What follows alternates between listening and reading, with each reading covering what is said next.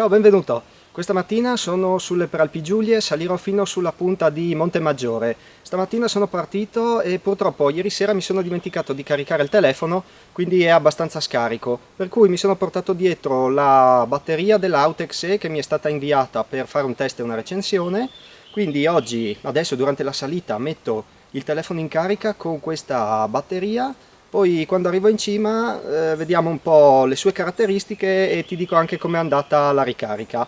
Buona visione!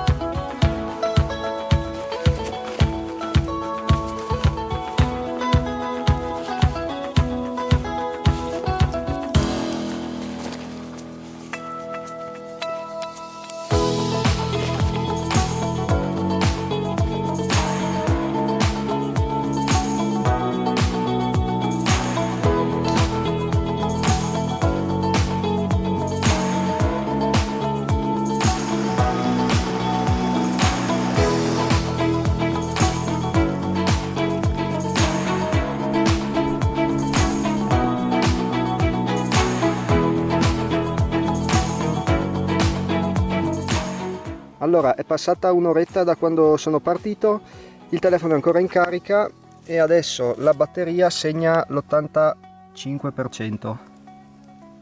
È passata, come dicevo, un'ora e qua sotto mi dice che ci mette ancora 15 minuti, ancora un quarto d'ora per ricaricare. Quindi la batteria era al 20%, quindi diciamo che in un'ora e un quarto, un'ora e 20 sono riuscito a ricaricarla.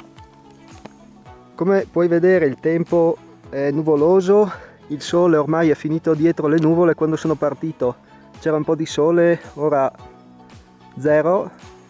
Questo è un bene per me in quanto fa comunque abbastanza caldo e sto sudando tantissimo, ma non è questo il punto. Il punto è che il pannello solare comunque funziona. La luce verde vuol dire che il power bank si sta comunque caricando mediante luce solare.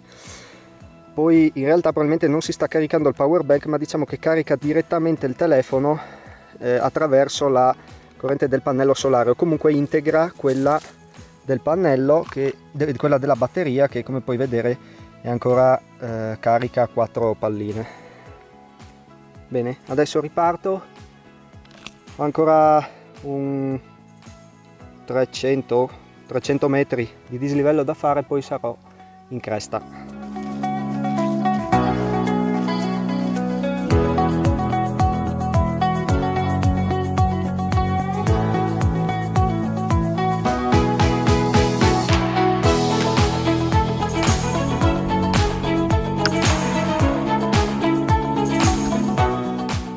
Allora, durante l'escursione di oggi ho utilizzato questo power bank della Autex E. Questo mi è stato mandato dalla ditta per fare una prova. Allora, intanto vediamo un po' le sue caratteristiche. Arriva a casa in una scatola di cartone con impresso il marchio e il logo.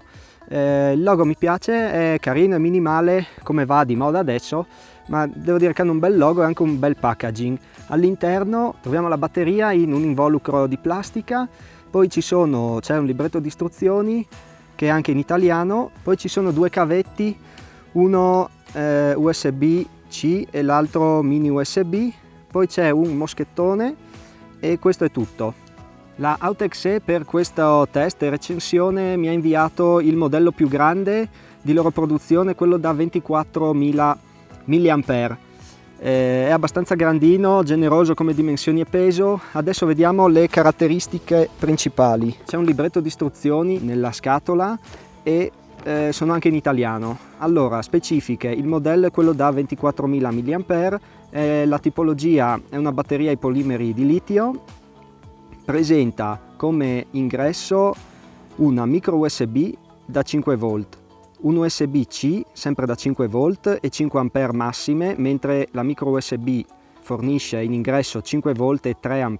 Come ti ho mostrato vengono forniti entrambi i cavetti Per ricaricarla, questa ricarica supporta il doppio ingresso, quindi si possono attaccare entrambi i cavetti in input, attaccarli entrambi alla corrente e in questo modo la batteria si ricarica in 7 ore, quindi è una carica abbastanza veloce. In uscita questo power bank presenta 3 prese. Abbiamo l'uscita da 5V 3A, poi abbiamo quella da 5V 2,4A e poi c'è anche l'uscita USB-C con 5V 3A, quindi possiamo ricaricare 3 apparecchi contemporaneamente. La temperatura di funzionamento va da 0 a 45, ovviamente col freddo avrà delle prestazioni minori. Ora siamo d'estate, quindi non posso testarla col freddo, magari quest'inverno se la utilizzerò ancora farò un test. Le dimensioni sono 180 x 89 x 30 mm, il peso è mezzo chilo, è abbastanza pesante. Il power bank è dotato anche di pannello solare, può essere utilizzato per la ricarica, però la potenza è di 2 watt e quindi almeno quanto riportano le istruzioni, ci vogliono 100 ore di illuminazione continua per riuscire a caricare il power bank, quindi il pannello solare va visto come emergenza. Ad esempio, ho già scaricato tutto il power bank, mi serve, devo caricare il telefono, allora attacco il telefono al power bank, tengo il power bank alla luce e questo ricarica direttamente il telefono. Come ti ho detto, oggi giornata nuvolosa, tanta luce diffusa, funziona bene, si vede il LED si accende, per cui il pannello solare comunque riesce a caricare. Poi vedendo anche da altri video su YouTube comunque è abbastanza sensibile. La questione è che sono 10 celle, sì, dovrebbero essere 10 celle, quindi sono poche e sta tantissimo a ricaricarsi, quindi il pannello solare è un surplus che va bene e che deve essere utilizzato solo in emergenza. Altre caratteristiche sono sicuramente la questione di avere un case esterno rigido in plastica e gommato in superficie, agli angoli rinforzati, quindi questo, anche se io lo faccio cadere, subisce danni. Un'altra cosa interessante è l'impermeabilità. Sia le prese di input che di output sono chiuse da dei tappi di gomma che aderiscono molto bene, quindi questo è stagno e può essere gettato, se cade in acqua l'acqua non ci entra. Altra cosa interessante, che sono tutti dei surplus, è questa torcia. Si attiva mediante il pulsante che permette anche di vedere la carica, si tiene calcato e presenta una torcia. Ora, se non sbaglio, dovrebbero essere intorno ai 100 lumen, quindi abbastanza potenti per sia utilizzarla così magari in rifugio, ma possono essere utilizzati anche come torcia d'emergenza di notte. Con 100 lumen è già possibile camminare su un sentiero di notte senza troppi problemi. Oltre alla funzione fissa c'è quella lampeggiante che viene chiamata strobo e poi la funzione SOS. Sono comunque utili, con 24.000 mAh, non mi ricordo, funzionano per tipo 70 ore, è una cosa veramente, forse anche esagerata. Comunque, quindi ecco, pannellino solare e torcia sono sicuramente un surplus. Allora, devo dire che il power bank è costruito proprio bene, non ci sono spigoli, non ci sono parti che ballano, le viti sono tutte strette, i coperchi in gomma chiudono bene, il pannellino funziona, quindi poi c'ha un gancio qui che può essere utilizzato assieme al moschettone per agganciare il power bank al di fuori dello zaino dove si vuole, quindi devo dire che come costruzione ci siamo, è fatto bene. Questo oggi l'ho utilizzato per la prima volta in escursione, lo sto già usando da un po' di tempo, da quando l'ho preso l'ho caricato una volta sola e la carica è sempre piena, ci ho caricato un paio di volte il cellulare, nient'altro, quindi diciamo sarà almeno un 20 giorni che l'ho caricato. Oggi ho caricato il cellulare una volta e poi devo averlo caricato altre 2 volte, quindi tiene bene, sì, è utile, è comodo. L'unica cosa, ecco, in escursione è un po' ingombrante, cioè è grande ed è soprattutto pesante. mezzo chilo insomma inizia a sentirsi. Se uno va a misurare i chili per cercare di far pesare un po' di meno lo zaino, sono mezzo chilo di batteria, insomma sono tanti, anche considerato che 24.000 mAh sono veramente tanti. Difficile qua che si facciano dei giri, almeno per me, che si vadano a fare dei giri in montagna dove per 5 giorni non ti appoggi mai ad una struttura gestita, non incontri mai un paese, insomma non trovi mai un luogo dove poter caricare almeno il cellulare. Quindi questo con questa grandissima capacità è indicato soprattutto per chi viaggia molto, per cui non ha tempo, non ha la possibilità o non ha tempo di caricare il telefono o altre apparecchiature per magari diversi giorni. Chi viaggia soprattutto in zone magari umide, sperdute, dove appunto serve un case e serve la resistenza all'acqua e all'umidità.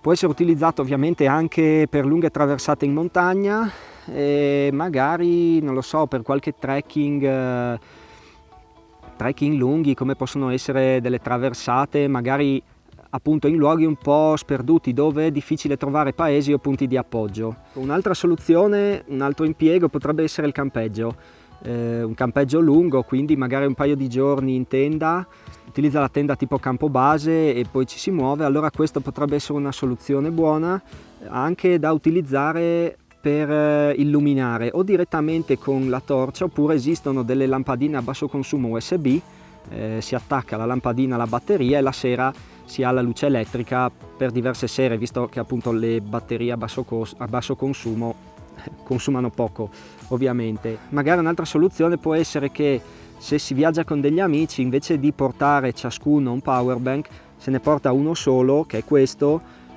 Uno si tiene questo qua, quindi si carica mezzo chilo e magari gli amici portano qualcos'altro, però per uso diciamo tra virgolette personale lo trovo un po' esagerato, ecco. Esiste anche un modello da 10.000 mAh più piccolino che credo sia la soluzione migliore. Bene, allora in definitiva che dire, lo consiglio? Sì, se hai bisogno di un caricabatterie resistente ai colpi, all'acqua, con una grande capacità, sì, questo te lo consiglio. Se in realtà ti serve minor carica, cioè ti basta un power bank da portarti via durante le escursioni giornaliere, ma anche quelle di 2 giorni, 2-3 giorni, dove comunque hai dei punti di appoggio, secondo me questo è esagerato. Meglio quelli con capacità minori, a partire da quello da 10.000 mAh. Quelli di capacità minore sono stati descritti, recensiti da Peugeot, da Omar, ti lascio sotto i loro link, così ti puoi fare un'idea anche dei power bank un po' più piccolini rispetto a questo. Bene, io ti ho detto tutto su questo power bank, adesso mi mangio una robetta e poi torno giù perché il tempo sta decisamente peggiorando. Io ti ringrazio per avermi seguito, ti ricordo di iscriverti al canale se non l'hai già fatto, seguimi anche su Instagram se utilizzi anche quel social. Ti ringrazio per avermi seguito e noi ci vediamo nel prossimo video. Ciao, a presto!